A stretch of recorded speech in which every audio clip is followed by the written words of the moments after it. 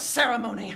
Welcome to WatchMojo, and in this installment of Versus, we'll be putting Resident Evil 7 and Resident Evil Village head to head. We love you! Why can't you see that? Embrace her! This place is messed up.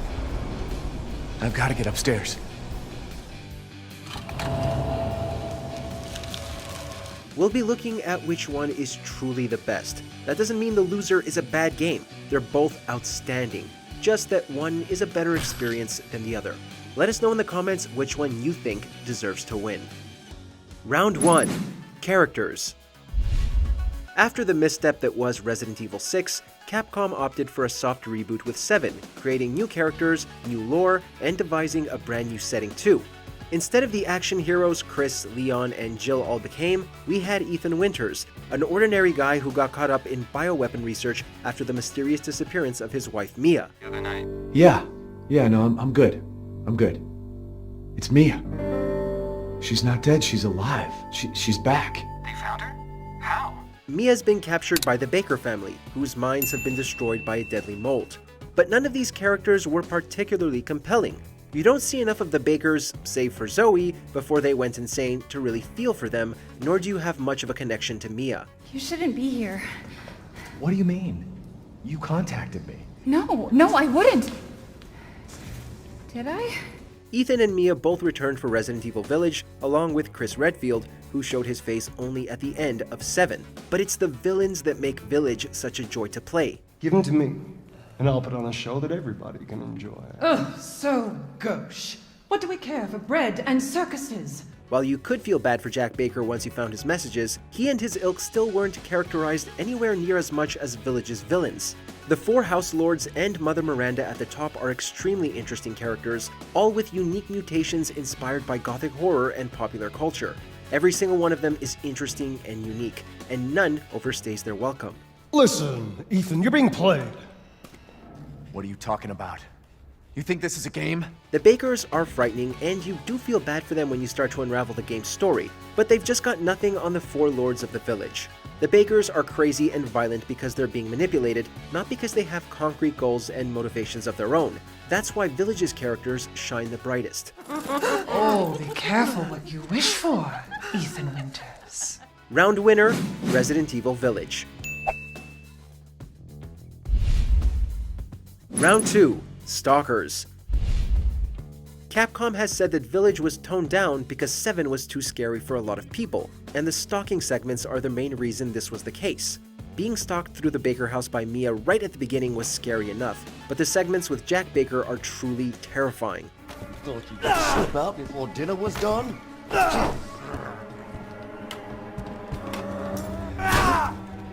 Few gaming moments will get your adrenaline pumping like being relentlessly pursued by him will. And the family matriarch, Marguerite, is just as bad, mutating into a spider creature and crawling around the walls after she already spent a long time harassing you with her cloud of insects. I told you to stay out of here! Village, on the other hand, just isn't as strong where stalker enemies are concerned. This is even clearer following not only the success of Jack Baker, but stalking enemies Mr. X and Nemesis in the recent remake of 2 and 3.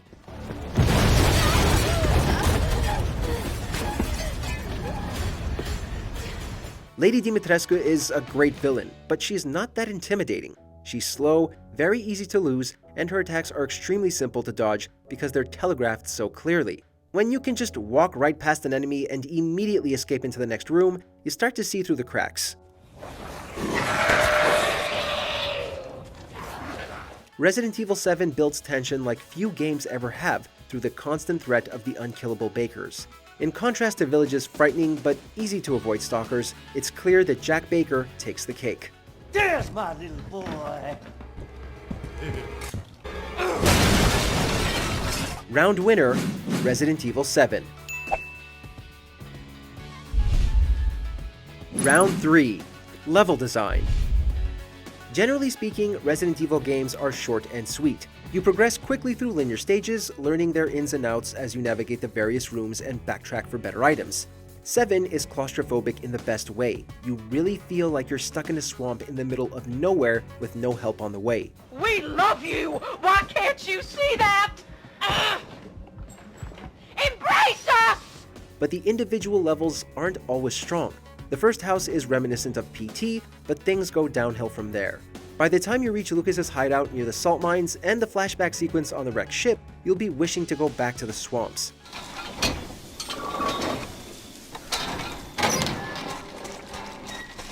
Village's levels are all incredibly distinct.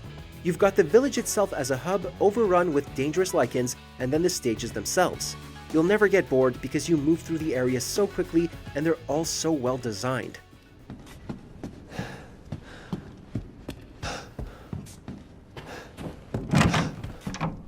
Castle Dimitrescu is an early tour de force in the lifetime of the 9th gen consoles, with astonishing detail bringing this homage to Bram Stoker's Dracula to life. Then you have a haunted house stage in the House Beneviento, a large boss level at Moreau's Reservoir, while a terrifying industrial nightmare still awaits in Heisenberg's Frankenstein-esque factory. This place is messed up. I've got to get upstairs. 7 may still be well designed, but the stages are of varying quality, rather than being consistently engaging like in Village. It's clear that Capcom learned a lot from 7 and really acted on that for Village, which is a definite improvement over its predecessor. Round winner, Resident Evil Village. Round 4, Puzzles. Resident Evil has long been characterized by its bizarre, obtuse puzzles and elaborately designed settings. Why exactly does the RPD need so many convoluted puzzles anyway? Puzzles more or less disappeared after a while, only to make a return in Resident Evil 7.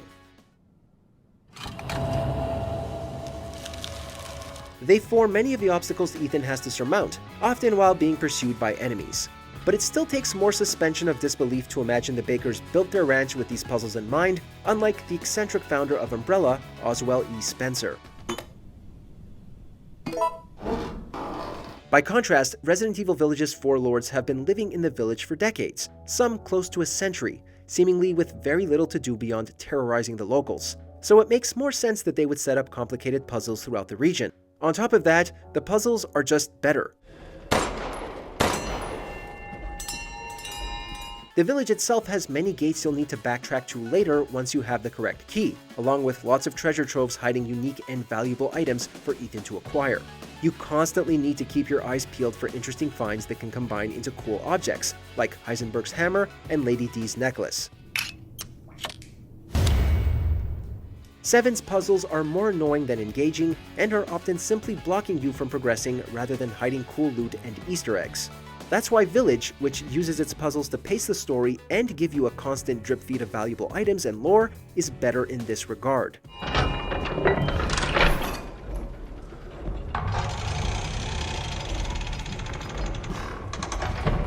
Round winner, Resident Evil Village. Before we continue, be sure to subscribe to our channel and ring the bell to get notified about our latest videos. You have the option to be notified for occasional videos or all of them. If you're on your phone, make sure to go into your settings and switch on notifications. Round 5, Bosses. One of the most enduring changes to the franchise made by the action-heavy games was the inclusion of more elaborate boss battles. That's not to say the first few games didn't have boss battles, but they're nothing like the encounters seen in Resident Evil 4 and onward. In Resident Evil 7, the best fights are the ones against Jack, who keeps mutating and coming back bigger and badder than before.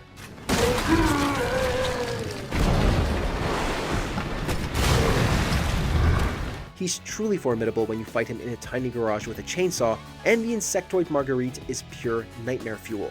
But Lucas was a disappointment, and the fight against Evelyn wasn't anything too memorable.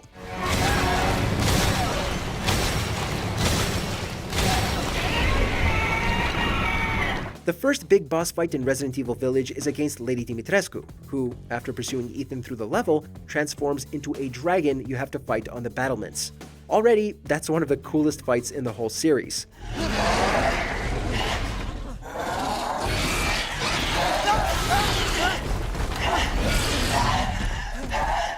But then you add the battle against Moreau, clearly reminiscent of RE4's Del Lago, and the final battle against Heisenberg's Sturm and the man himself, not to mention Mother Miranda, and you have one of the best video games ever made where boss battles are concerned.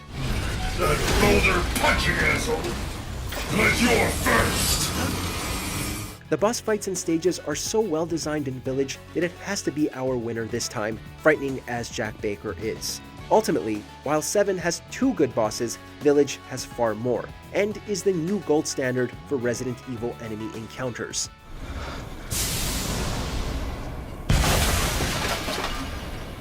Winner, Resident Evil Village. 7 was a return to form, but Village improved on this in practically every way, leading it to victory.